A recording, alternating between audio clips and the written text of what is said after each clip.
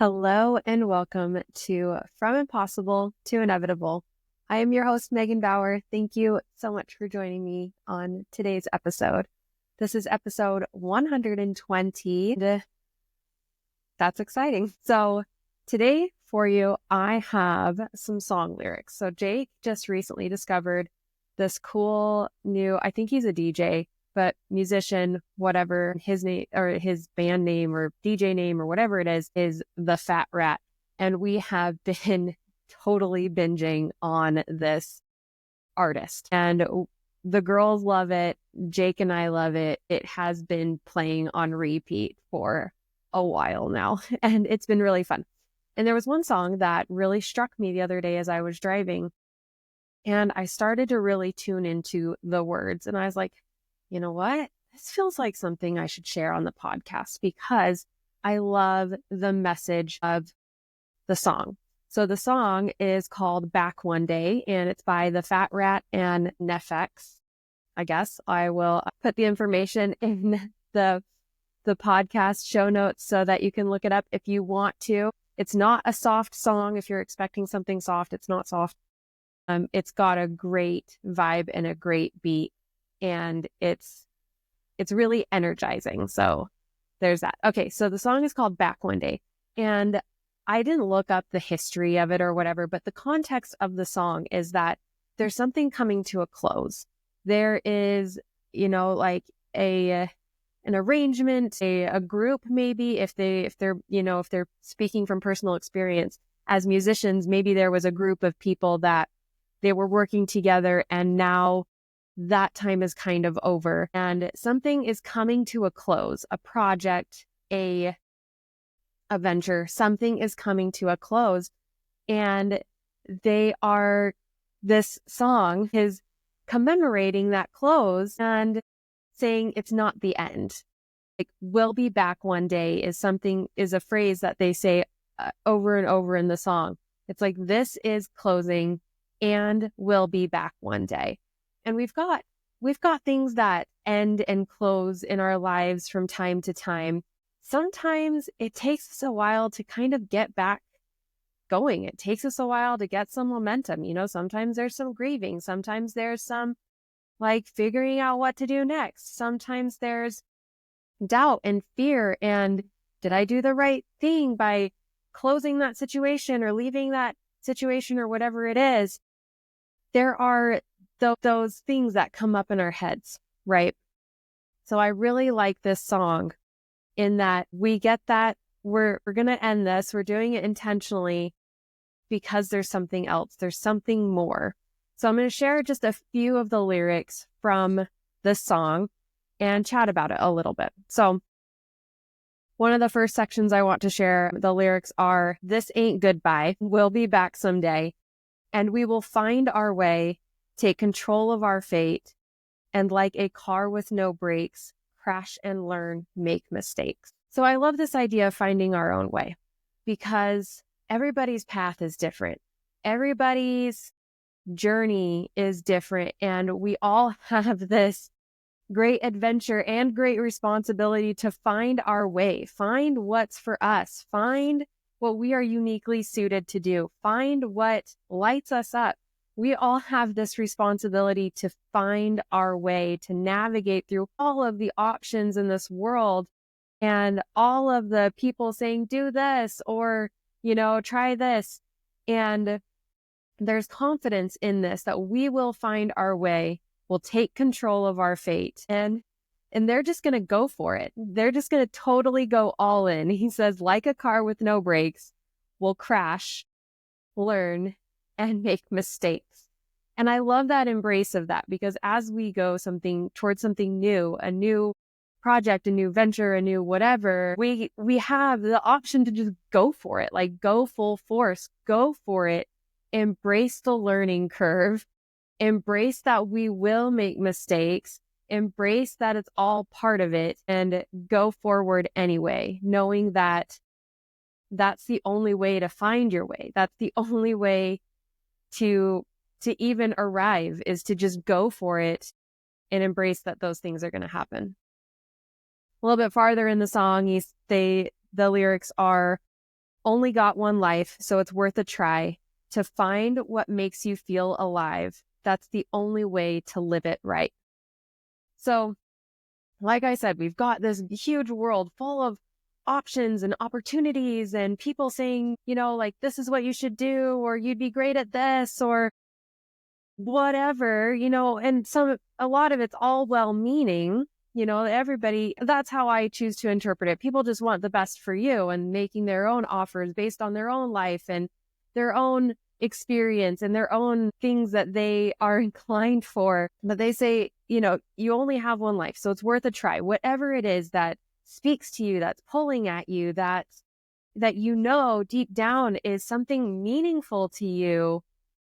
You only have this one life, so it's worth a try. As we close this one thing, as you go forward in this other thing, knowing that you've got fears and doubts and things to overcome and things to learn and mistakes that you're going to make, that's the only way to do it. That's the only way to live it right, to find what makes you feel alive. I've shared before the quote that totally haunts me is by Ralph Waldo Emerson.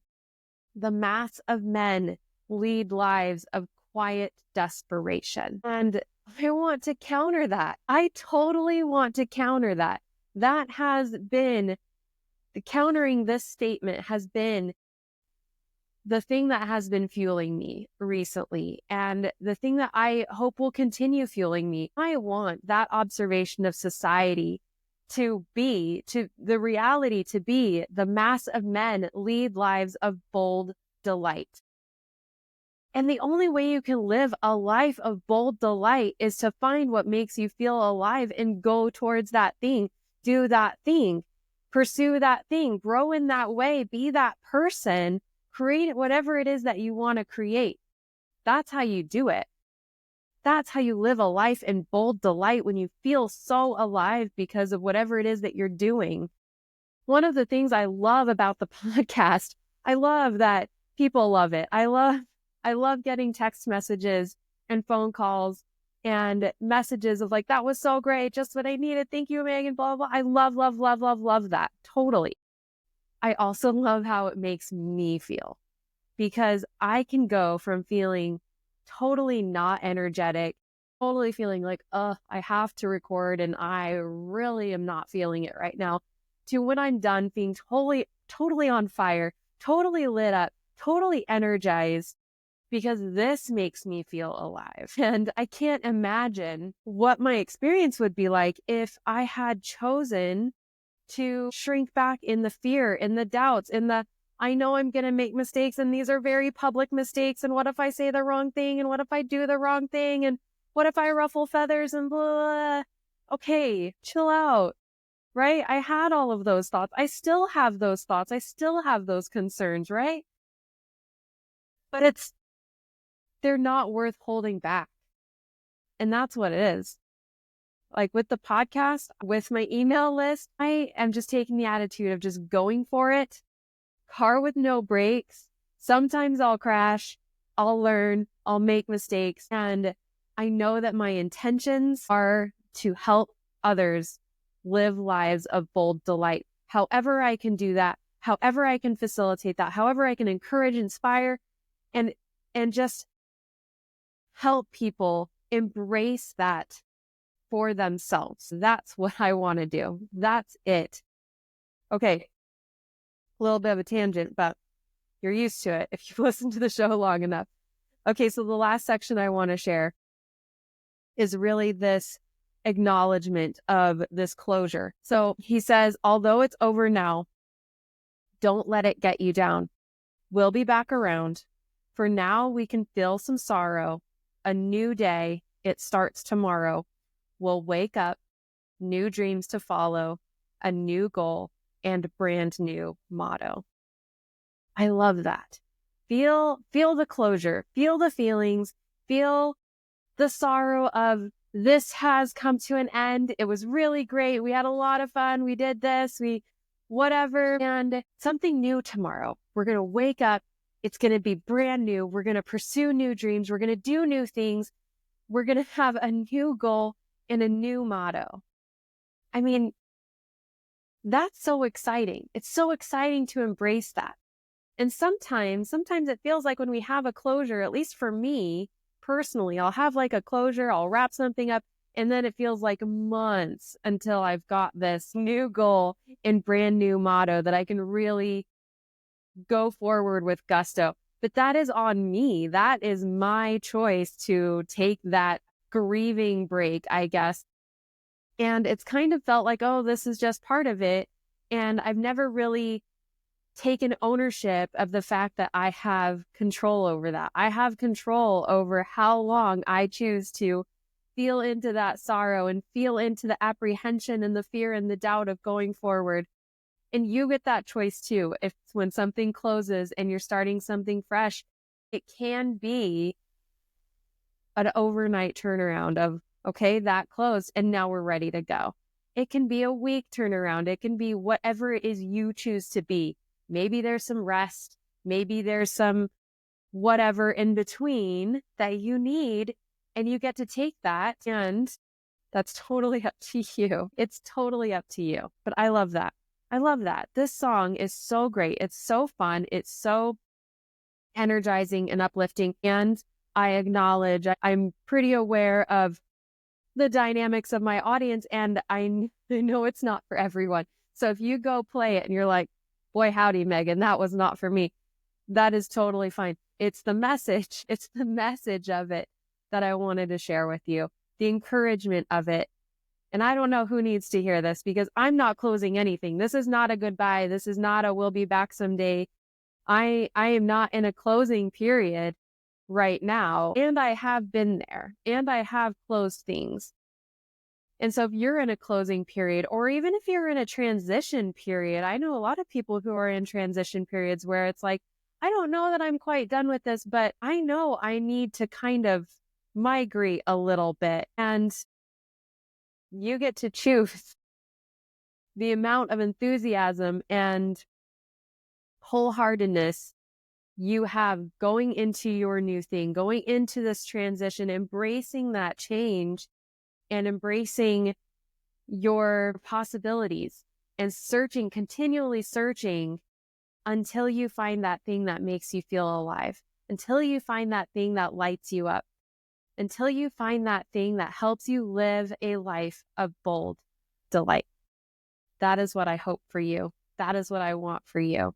That is what I'm holding space for you. Thank you for joining me again on today's episode. I appreciate you. I send you my love. Bye for now.